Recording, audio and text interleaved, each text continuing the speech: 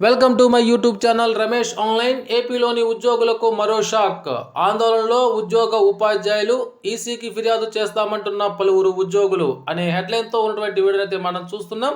చూసే ముందుగా ఫ్రెండ్స్ ఎవరైనా ఫస్ట్ టైం మన ఛానల్ని విజిట్ చేసినట్లయితే తప్పకుండా సబ్స్క్రైబ్ చేసుకొని పక్కన ఉన్న బెల్ ఐకాన్ టచ్ చేయండి. ఇక విషయానికి వచ్చినట్లయితే భగ్గుమంటున్న ఉపాధ్యాయ ఉద్యోగులు పోస్టల్ బ్యాలెట్ జాబితాలో తమ పేర్లు గల్లంతవడంపై ఉద్యోగ ఉపాధ్యాయులు భగ్గుమంటున్నారు.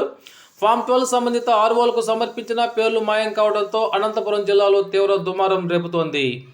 ఈ భాగవతం వెనుక వైకాపా నాయకుల కుట్ర ఉందన్న అనుమానం వారిలో వ్యక్తమవుతోంది. అనంతపురం జిల్లా వ్యాప్తంగా 8 అసెంబ్లీ నియోజకవర్గాల కేంద్రాల్లో శుక్రవారం పోస్టల్ బ్యాలెట్ ఓటింగ్ ప్రారంభమైంది. జిల్లా వ్యాప్తంగా 23,900 మందిని ఎన్నికల నిర్వహణకు నియమించారు. ఇందులో 23,532 మంది ఫామ్ 12 సమర్పించారు. ఈ జిల్లాలో నివాసం ఉంటూ పొరుగున ఉండే శ్రీ సత్యసాయి, వైఎస్ఆర్, కర్నూలు జిల్లాల్లో పనిచేస్తున్న వారు ఆయా ప్రాంతాల్లో ఫామ్ 12 ఇచ్చిన సొంత ఫెసిలిటేషన్ కేంద్రాల్లో పేర్లు గల్లంతయ్యాయి.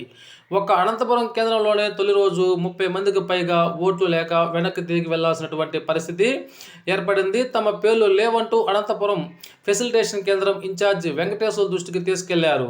ఆయన నుంచి సరైన సమాధానం రాకపోవడంతో టీచర్లు వాదనకు దిగారు. పోస్టల్ బ్యాలెట్ల ఓటింగ్ జరిగే బూతుల్లో అభ్యర్థుల తరపున ఏజెంట్లు ఉండాలి. ఇందుకు ఓటర్ల జాబితాను 2 రోజుల ముందే అభ్యర్థులకు పంపాలి. ఏజెంట్ల నియామక పత్రాలను కూడా ఇవ్వాలి. అనంతపురం అర్బన్ పరిధిలో ఓటర్ జాబితాలనే ఇవ్వలేదు.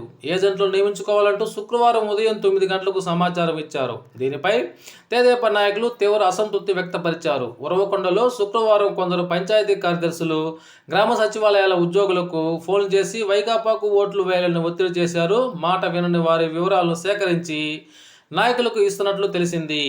దీనిపై ప్రతిపక్ష నాయకులు ఆందోళన దిగారు. అదేవిధంగా ఉపాధ్యాయ ఉద్యోగులైతే ఆందోళనకు దిగినట్లు తెలుస్తోంది. ఓకే ఫ్రెండ్స్, ఇది సమాచారం. ఓకే, మీకు కనుక ఈ వీడియో నచ్చినట్లయితే ఒక లైక్ చేయండి. Thank you for watching my videos.